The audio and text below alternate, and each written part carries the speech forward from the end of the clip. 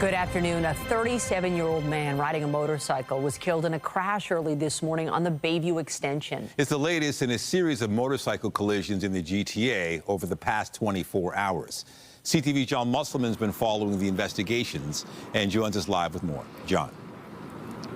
Well, you're right, Nathan. Police saying it has been a deadly start to the motorcycle season. Last night, a 37-year-old man, we'll show you some video, was killed on Bayview at Pottery Road. Police say there was a collision with another vehicle just around midnight last night. The 37-year-old did not survive that crash. And also yesterday, on Monday, a man was critically injured in a crash in Scarborough at Markham Road and Nugget Avenue. Again, that person was critically injured in a vehicle crash involving two other vehicles. So police are now issuing some information about safety on the roads for all road users, not just motorcyclists, but also for cars and trucks on the road, sharing it all together. We had a chance to speak with Kerry Schmidt with the OPP. Here's what he had to say. We've had 6 motorcycle fatalities already this season, and yet you look at the weather forecast, what we've been dealing with for the last couple of weeks, it has not been ideal, and we're at the same period already this year as we were last year. And so that's just that's concerning to know that as we're just getting to the season, we're already at levels that we saw last year. 47 riders dead last year in collisions, 57 the year before that. When we look at them, about a third of the collisions that we investigate, the motorcyclist at the time of their death was actually driving properly. Now, the cause of this accident is still under investigation. We're going to talk to a traffic safety expert, and we'll have much more on the story tonight on CTV News at 5 and 6. Reporting live, I'm John Musselman. I'll send it back to you. Thank you, John. A cyclist was sent to hospital after being struck by a vehicle near Bayview and Girard. It happened around 7 this morning. The CTV News chopper was over the scene. The cyclist was taken to hospital with serious injuries while the vehicle involved remained at the scene. The circumstances leading up to the cyclist being struck are still being investigated. A man has been arrested in connection with a murder in Cabbagetown. Police were called to a home in the area of Dundas and Seton Streets shortly before 9:30 a.m. on Saturday. There, officers found a person who was unresponsive in the garage. They were eventually pronounced dead on the scene. On Monday, 30-year-old Boubacar Dembele was arrested and charged with second-degree murder.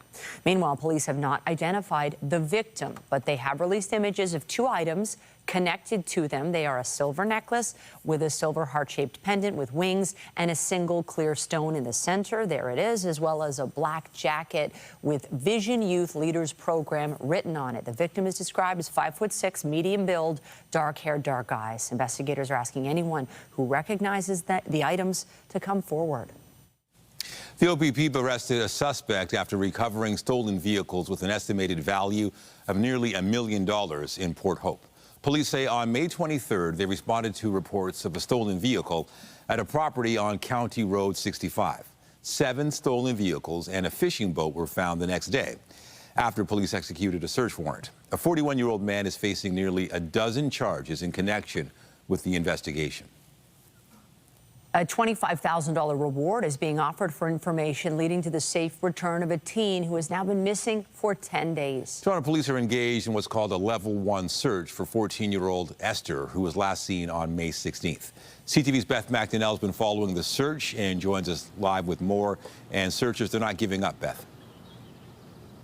That's right, Nathan. It has now been 10 days since the last sighting of 14-year-old Esther, or Esty. As reported by Toronto police, her family and community are very worried. And as you can see behind me, the police command post here at Earl Bales is still active. There's also another command post set up by volunteers on Wilson near Bathurst. This is where people are meeting before fanning out across the city looking for Esther.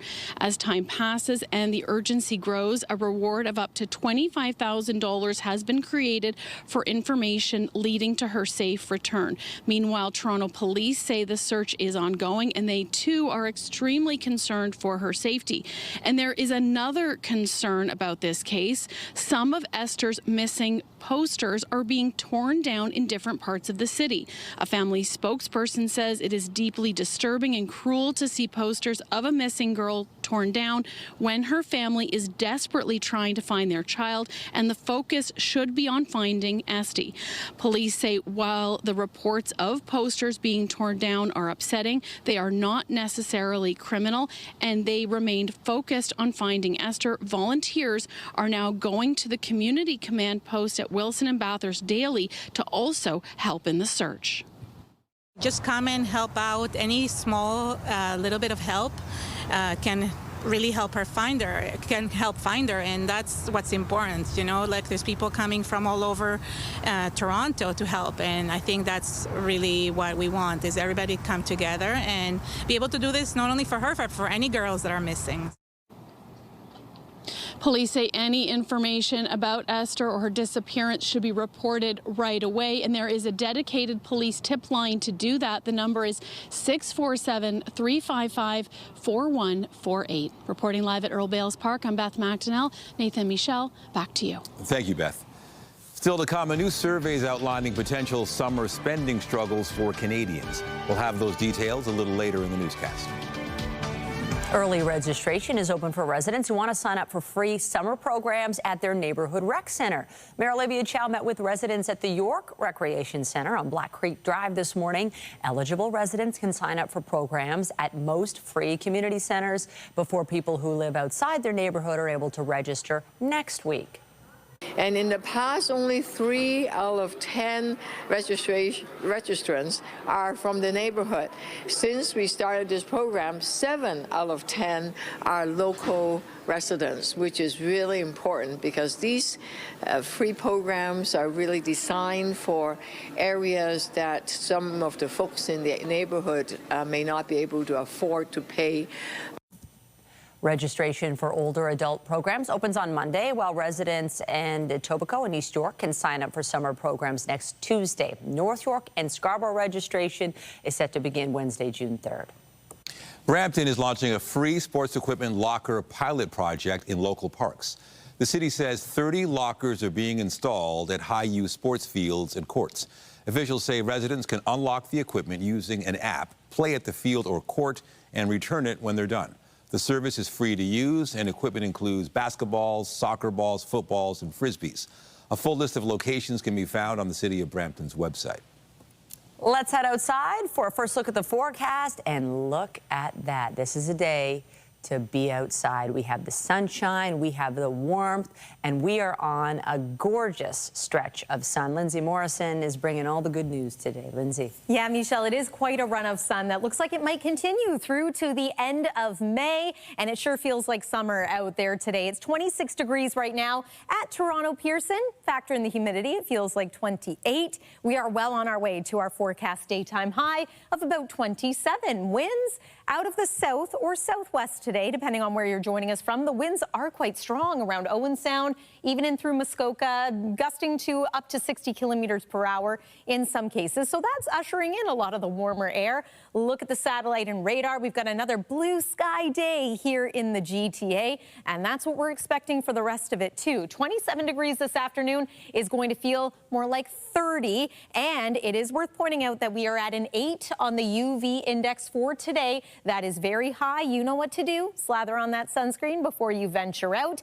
And yes, there is more weather to look forward to this week, including a bit of a cool down if today is just a little too hot for you. So we'll talk all about that coming up. For now, though, Nathan, I'll send it back over to you. All right. Thank you, Lindsay. An international tribunal meeting in Montreal this week is focused on Canada's residential schools. The week-long proceedings will hear testimony from survivors and human rights experts. CTV's Laurence Bresson-Dubray reports.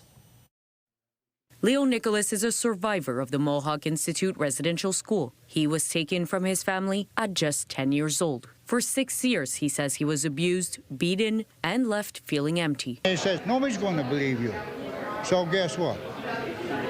Didn't say any more thing about it. Carried it for a hell of a long time. Tried to kill myself. try to drink myself to death, and I try to deal with it, and I couldn't. Nicholas's testimony will be part of this week's Permanent People's Tribunal in Montreal. The international panel is hearing from survivors, experts, and advocates while examining Canada's role in the residential school system and the abuses linked to it. Leading the proceeding is lawyer Krista Big-Canoe. She says the goal is to push for reparations and solutions for those still living with the impact. But she also believes the hearings could shift public understanding. The world is watching. And when they hear of the acts and when they see the evidence and when it's undeniably in front of them, you combat things like denialism. While the tribunal has no legal power to force action, Big-Canoe argues its influence still carries weight. They're in their 57th session. They have legitimacy not internationally. Often where the PPT goes, other bodies follow. And it's about more than acknowledging the past. The tribunal's Secretary General says it's about pressuring governments to act. There are not automatic solutions. The condemnation, they are not solutions. The condemnation is just a starting point. For Nicholas, this week is about making sure those stories are no longer ignored. It's my truth. That matters to me. It's my medicine. It's my way of healing oneself, myself. The hearings continue through Friday. Laurence Brisson-Dubreuil, CTV News. A new survey is shining a light on how much Canadians intend to spend this summer as the country deals with the rising cost of living. CTV's Renee Rogers has been taking a closer look at the data and joins us live with more. Renee, TD's got this new survey on how Canadians are trying to save more money as we head into the summer months. What are some of the highlights? It seems like everything is costing more, especially when we think about the prices at the pumps over the past few months. They have gone up significantly with the closure of the Strait of Hormuz. And according to this TD survey, well, it sort of backs up some of what we were seeing. So I'll tell you about the highlights of this survey, which was conducted in late April. It found more than a third of Canadians, or 35%, are planning to cut spending this summer. Now, of them, almost half are pointing to those high transportation costs. And it might not surprise you that the majority of them say they are putting any extra money towards everyday needs like groceries, housing, and then, of course, fuel. And speaking of fuel, close to half of the Canadians surveyed say that higher fuel costs are influencing their summer travel decisions. Now, there is one interesting side note here, and that is a quarter of Gen Zers, or other words, people born between 1997 and 2012, say they plan to spend more this summer, pointing to social pressures, things like social media. But as a whole, most of us are choosing to buy and travel within Canada. That's the fourth highlight here, perhaps at least partially because travel is where Canadians are feeling particularly squeezed. Now, if we do go to the next slide, a couple of other interesting findings when it comes to travel. Of those who do plan to venture out this summer, most say they are cutting back on travel costs, with close to half saying that they do not intend to buy travel insurance. And that is despite the next statistic, which says that almost a third say they would have trouble covering more than $300 in emergency travel costs without insurance, which TD points out could carry real costs and have you end up paying a lot more money than you originally bargained for. Good to know. So what about the Buy Canadian movement? How much impact is that having on Canadians as they make their travel plans? That's right, Nathan. You'll remember that all started early 2025, shortly after Donald Trump took office. And it came kind of in retaliation or in response to Donald Trump's trade war and threats on our sovereignty. Now, according to these numbers here, that sentiment is still going strong, and in some cases even stronger. For example, aside from the majority, or 79%, saying they plan to support local or Canadian businesses, almost half say that it's more of a priority for them than it was last summer. And about 3/4 said that they plan to travel within Canada. Now, this, of course, Nathan, as more and more Canadians are choosing to forego their trips south of the border this year in favor of more local destinations. CTV's Renee Rogers in the CTV National Newsroom. Thank you. You're welcome. Canada's Western premiers are wrapping up a two-day meeting in Kananaskis, Alberta today. Trade barriers and UF tariffs are on the agenda, but those topics have been overshadowed by talks of a separation referendum in Alberta. Alberta Premier Danielle Smith, who is hosting the meeting, and British Columbia Premier David Eby begin the summit with tough talk over each other's motives. Smith doubled down on her claim that BC is at least partly to blame for the separatist movement in Alberta. Let's look at all of the voices in leadership who have been trying to stop pipelines from being built, who've been trying to shut in Alberta's oil and gas development. That's created the environment that we're in today. Eby says a referendum on separation is not what Canadians want. He's warning that the impact of the sovereignty question would be serious for his province. We all are united in a larger project, and we don't always get our way. I understand that. It doesn't mean that now is the time to break up the country. Meanwhile, Saskatchewan Premier Scott Moe defended Smith's decision to hold a referendum on sovereignty. However, he also encouraged Albertans to look ahead. Not a separation referendum, but it's a referendum on determining whether Alberta should move forward with a separation referendum or should move forward with the status quo. I wouldn't say I don't have concerns about that, but I would say I understand why it's here. We've had 10 years of unconsulted harmful policy by the previous Prime Minister. And, people will say, why do you talk about the previous Prime Minister? Those policies are still in place today. What I would say as a subnational leader of a neighboring province and a fellow Canadian is there are many reasons for us to look at where we are today under Prime Minister Carney and to look at the advantages that being part of Canada can bring. Smith has called for a referendum for October 19th on whether Alberta should remain part of Canada or begin the process of holding a second referendum to consider whether to leave Confederation. Prime Minister Mark Carney chaired a cabinet minister meeting this morning, and the situation in Alberta was expected to be discussed. CTV's Annie Bergeron-Oliver joins us live now from Ottawa with the latest. Annie, Alberta separation remaining top of mind today as the PM meets with the cabinet. What's the latest there? That's right, Michelle. So cabinet ministers were asked about Alberta separation on their way into cabinet, and the Prime Minister was as well. We didn't get too many answers from him on that today, but it's definitely something that's coming up. And this is because Parliament hasn't been sitting for 2 weeks now. And so a lot of, Canadians and reporters want to know where the Prime Minister stands on it. It really dominated yesterday.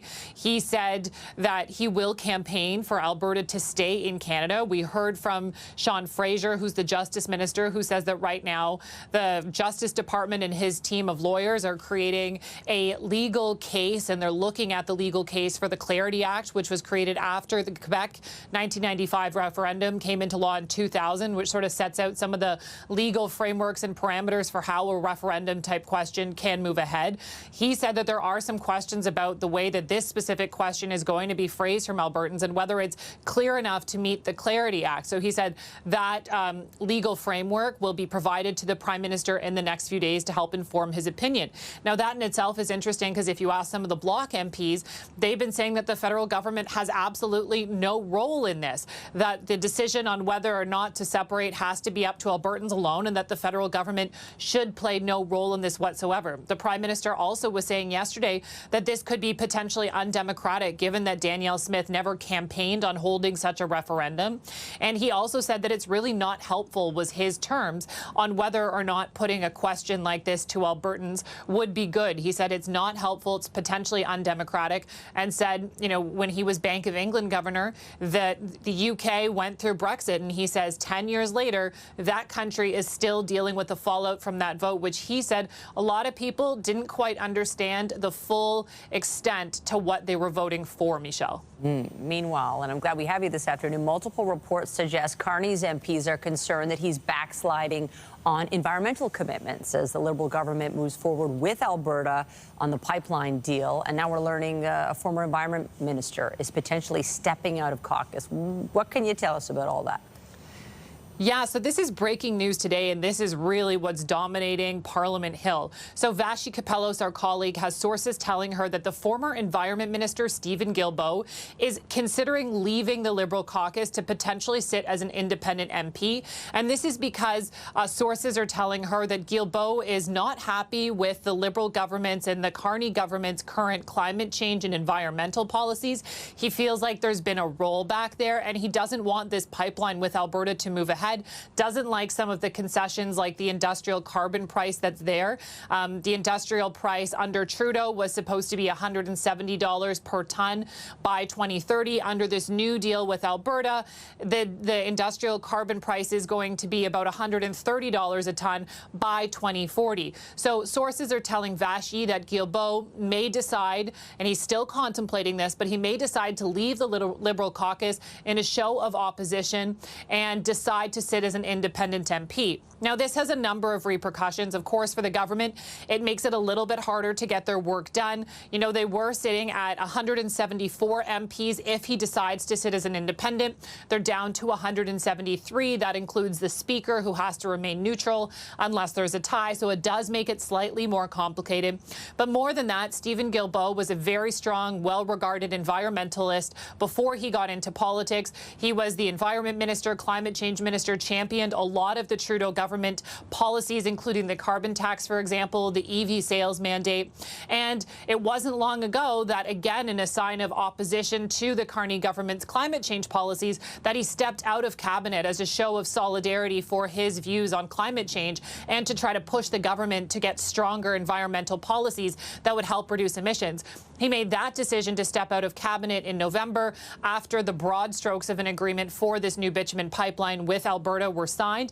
And now, again, the latest that we're hearing is that he is strongly considering stepping out of the Liberal caucus, potentially sitting as an independent MP in Parliament. We have not heard anything from Guilbeault yet. So again, right now, this is just sources telling CTV News and Vashi Kapelos.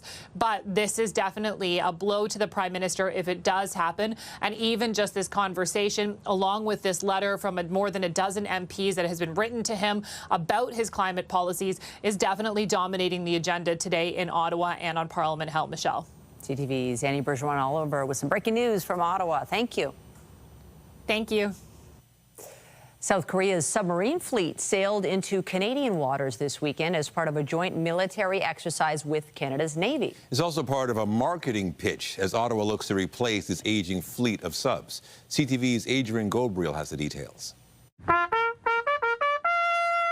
Promising to usher in a new era of middle power might, the Republic of Korea Navy cut through Canadian coastal waters this weekend.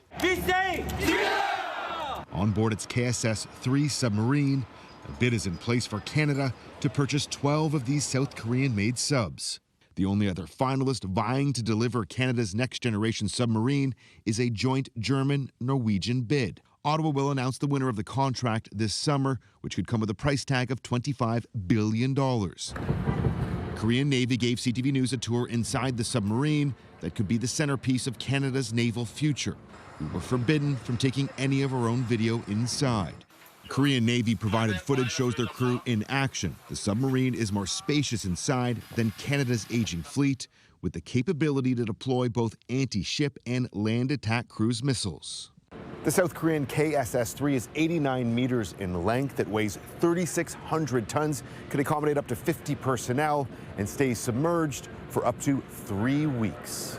I just want to say thank you. One of two Canadian submariners who traveled with the Korean Navy shared this analogy when comparing the Korean sub to Canada's. It's kind of like buying a brand new Tesla, you know, and then you're coming out of a 99 Honda Civic. The Canadian Navy's 4 Victoria-class subs were first built in the 1980s. Only one is currently operational. You have 3 oceans to patrol. How difficult does that make your job? I do not have enough ships to patrol and to protect Canada like we should, which is why we're investing. Currently, the Canadian Navy has approximately 200 submariners. They will need at least 1,000 strong to operate a fleet of 12 submarines.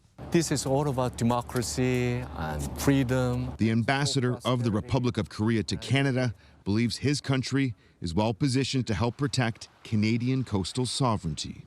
middle powers need to work together, and Korea stand ready to work together with Canada.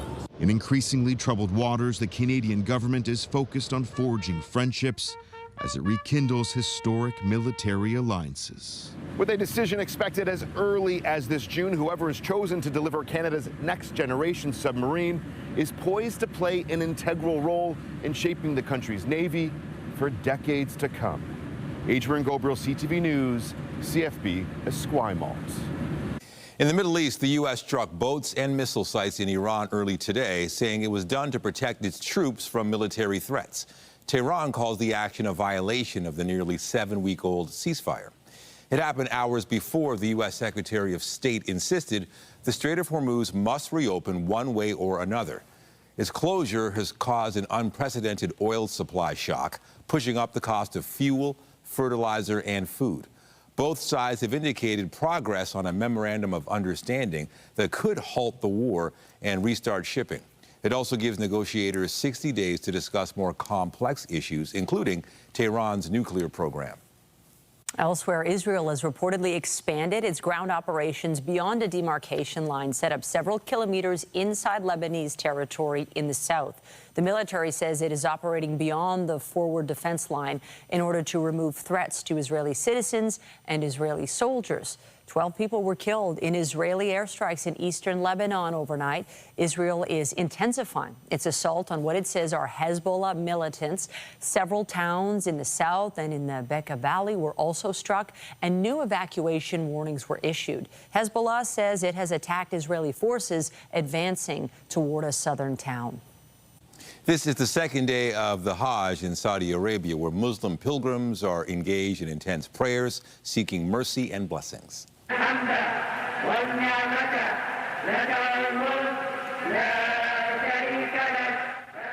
Thousands of people climbed a rocky hill on Mount Arafat to mark the spiritual peak of the Hajj. It's where Muslims say the Prophet Muhammad delivered his farewell sermon. Men dressed in white and women wearing full-length garments will be at the plains of Mount Arafat until sunset, praying and asking God for forgiveness. More than 1.5 million people travel to Mount Arafat to take part in the sacred rituals on what is considered the holiest day in Islam. Here at home, help is on the way for Canadian communities battling wildfires this season. To lease 10 additional wildfire-fighting aircraft that will support our provinces and our territories in their response, and that will be available beginning this wildfire season. The 10 aircraft include 4 air tankers, 5 helicopters, a bird dog plane, and 2 support assets. The planes will be stationed across the country based on expected need. Instead of buying the aircraft, Ottawa chose to lease them so they could be used immediately with pilots already in place. Lindsay. And of course, there already is quite a bit of concern when it comes to the wildfire season this year in Canada. It's been quite dry and hot in parts of Western Canada. We can't exactly say it's been dry here in Southern Ontario. It's been quite wet this spring, but once again, this evening is looking great for spending time outside, maybe at the ball diamond or the soccer pitch. It's still going to be quite warm into the evening hours, and we are mild for an overnight low. There is this omega pattern bringing a heat wave to parts of the Canadian prairies. We aren't so much going to benefit from that heat. In fact, we're going to cool down as we make our way into the weekend. Stay with us. We've got a look at your 7-day forecast after this break here on CTV News at noon.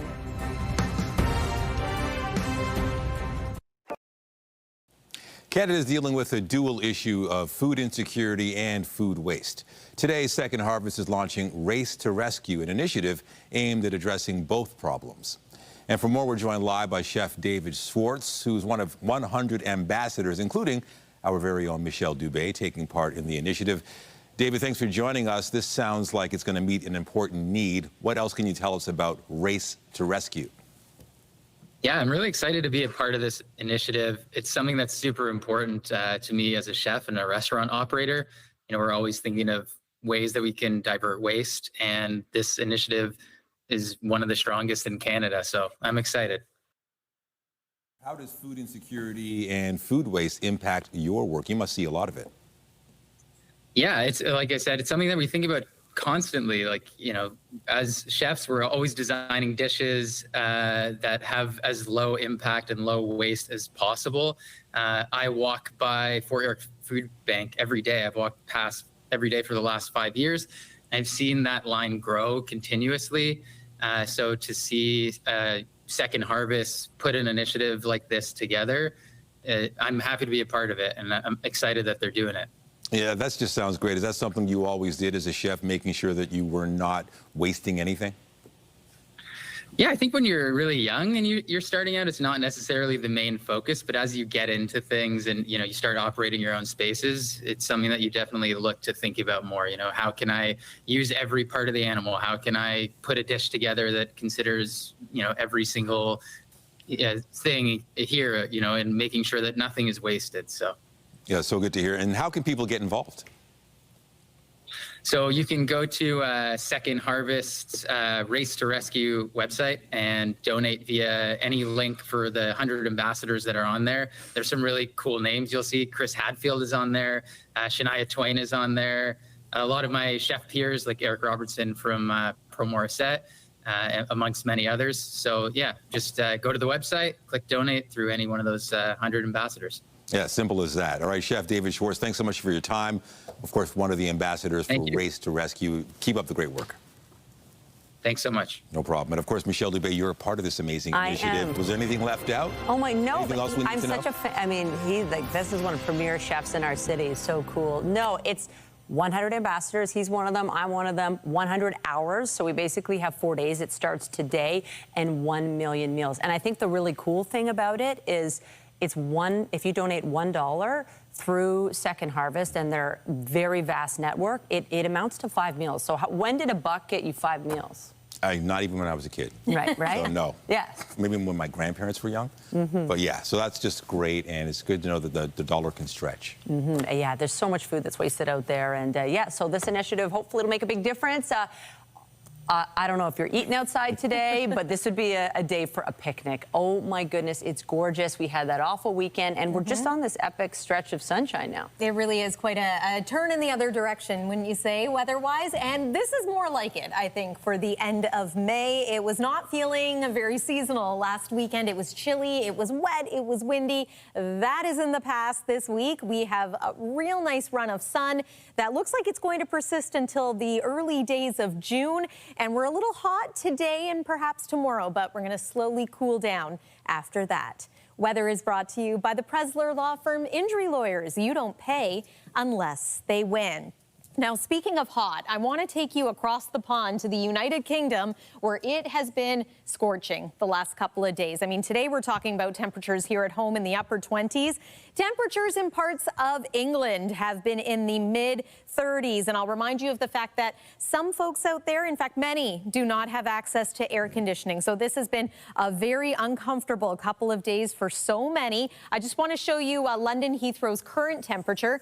33 degrees, feels more like 36, but earlier today, London and Kew Gardens hit 35 for the second day in a row, breaking the all-time May temperature record. So, and it's not just the UK. In fact, parts of France and Spain also under that same heat wave. There's a heat wave out west happening. For us, it's not heat wave criteria, but it is warm. We're at 26 degrees at Pearson Airport, 23 in Windsor. A little cooler, you're going to find it in Kingston right now, 13 degrees. A lot of this has to do with the winds and the direction of those winds off the lake. Today's high expected to be around 24 degrees eventually in Kingston, 25 today in Orillia, and 28 for the daytime high in the city of London. Overnight tonight, we remain warm. 17 degrees is pretty mild for an overnight low, even in the summer. So this is quite warm here in the GTA for a May night. A few clouds out there, tapping into a bit more of a westerly wind. And then tomorrow, similar, maybe not quite as hot everywhere, a couple of degrees cooler, but above seasonal yet again, and mainly sunny skies are in the forecast. Again, What soggy weekend? This is more like it, I think, for so many people. Satellite and radar, there really isn't much to show you here, and perhaps that's a welcome change. Here's a look at what we're expecting over the next couple of days. High pressure is going to be dominant. That's a dry front that we see right there. Bit of cloud and some cooler air is going to move back in as we make our way toward the end of this week and certainly into the weekend. Less is the issue of cloud and more is a bit of a cool down as far as temperatures are concerned. So 23 degrees for both Thursday and Friday, and then into the weekend. We're talking highs that are seasonal, around 20 and 21 degrees, but then we start off June with a daytime high of 19 degrees. So a little bit of a shift back the other way. That's your look at the weather for now. Nathan, over to you. All right. Thank you, Lindsay. You are watching CTV News at noon. We got more news after the break. Stay with us.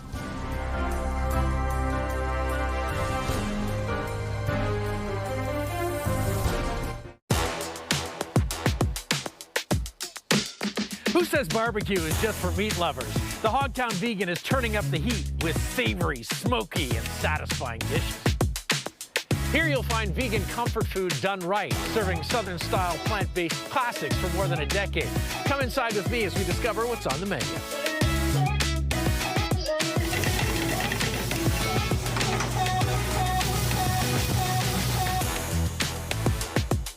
All right, Jordan, thanks for having us here today. This looks absolutely incredible. Tell me a little bit about the Hogtown Vegan. Like, what's the vibe here on a regular night? Vibe here on a regular night? Well, we have an extensive customer base. They've been with us for some of them over a decade, and they never seem to get tired of the food. Yeah. So I'm happy about that. Really kind of comfort food, southern. Plant-based southern twist. This looks awesome. So this is our pulled unpork mac and cheese. Our pulled pork is my personal favorite item on the menu. We have it in a number of dishes. We have a soy pork nacho, pulled pork sandwich, and our lovely pulled pork mac and cheese combines the flavors of our cheese and our pork. It's beautiful too. Thank you. Great. Thank you. I eat that pretty much every day. Can't lie, can't lie. This is our spicy espresso brownie made with real espresso and our in-house whipped cream and our in-house caramel sauce.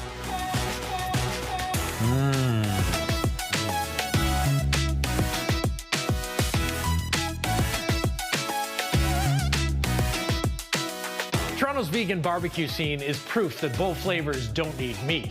Spots like these will leave you full, satisfied, and wanting more. Full detail at cp24.com. Tickets for the Ontario Honda Dealers Indy go on sale today as the race heads north of Toronto for the first time.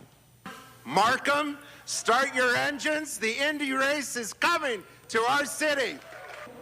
Markham Mayor Frank Scarpitti making the announcement last September that the Roar on the Lakeshore would be moving to his city this summer. Mayor Olivia Chow previously stated it would not be possible for Toronto to host both the FIFA World Cup and the Indy on the exhibition grounds this summer, but the city intends to have the race return in the future.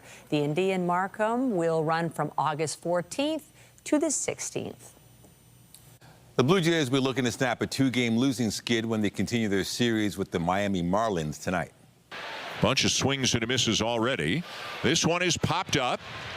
Jimenez out. Pinion go in, and he doesn't catch it. A pair of misplays by rookie outfielder Yohendrick Piniago led to 3 runs scoring in the 6th inning. The Jays ended up losing the game 8-2. Braden Fisher set to serve as the opening pitcher tonight. First pitch is set for just after 7 at Rogers Centre. Still to come on CTV News at noon, new data from Equifax Canada shows insolvency volumes have reached their highest level since the year 2009. We'll have more on the numbers when we come back.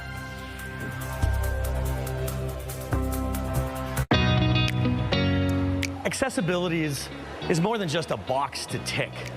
You know, when we just do that, we miss out on so many great things. Sure, it's about ramps and railings, but it's also about people. It's about technology. It's about policy. It's the language we use, the environment we're creating both online and in person.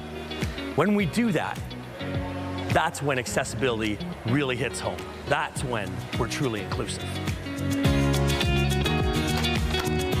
Okay, Mubina, as the manager of all things training and education here at Ability Center, You see so many different places throughout Ontario.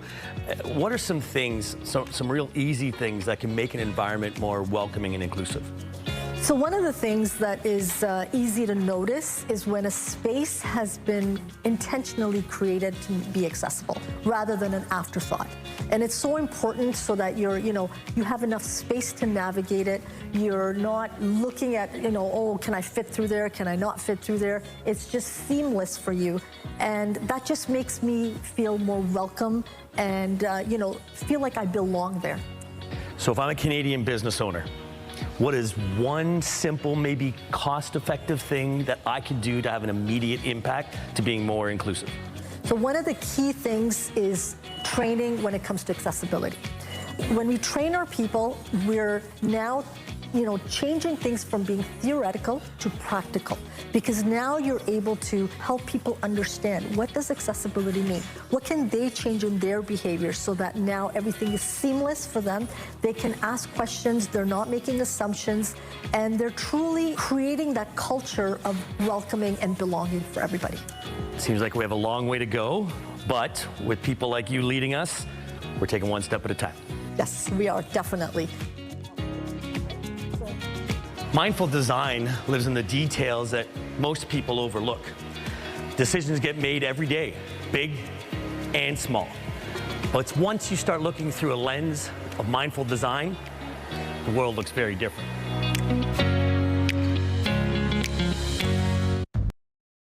New data from Equifax Canada shows insolvency volumes have reached their highest level since 2009. The report finds homeowner insolvency jumped more than 11% from the fourth quarter of 2025. Total consumer debt rose to $2.66 trillion, an increase of 4% year over year. Meanwhile, mortgage delinquency balances rose 32% nationally, including 52% in Ontario. And roughly 1.5 million Canadians missed at least one credit payment in the first quarter of this year. Coming up, kicking off the 74th Stratford Festival. We'll have more on this year's lineup of shows when we come back.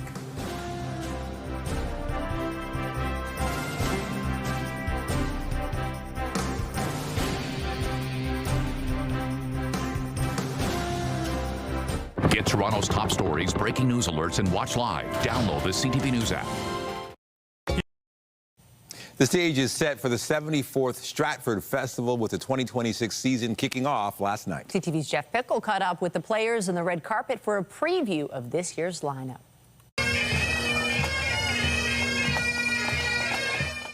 Every great show has its key moments. The slow build of momentum through the evening before the big celebration kicking off the 2026 season.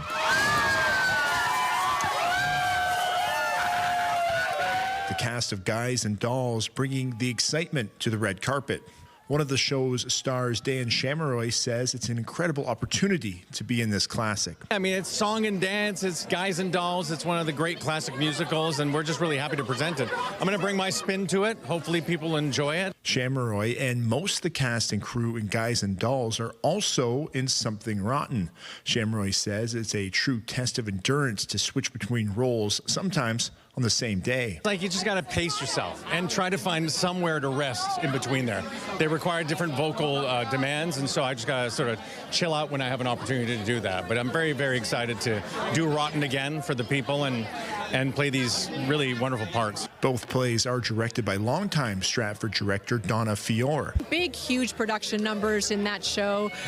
Both shows are musical comedies, and so Something Rotten is crazy. I call Something Rotten, we did it 2 years ago, and I brought it back, and we're calling it Extra Rotten. According to Fiore, featuring the same cast in two plays will offer the audience a unique experience. Almost exactly the same people, so at the afternoon you could come and be in Renaissance England and go have dinner and come back in your 1949 Times Square in New York City. And while it's opening night for the festival season, it's the final opening night for artistic director Anthony Cimolino. Oh, it's a life change. I mean, it's been 39 years that I've been at the festival and doing these opening nights, and so I'm going to miss it terribly, but I'm also curious about what happens at this time of May if I'm not here, so that'll be fun.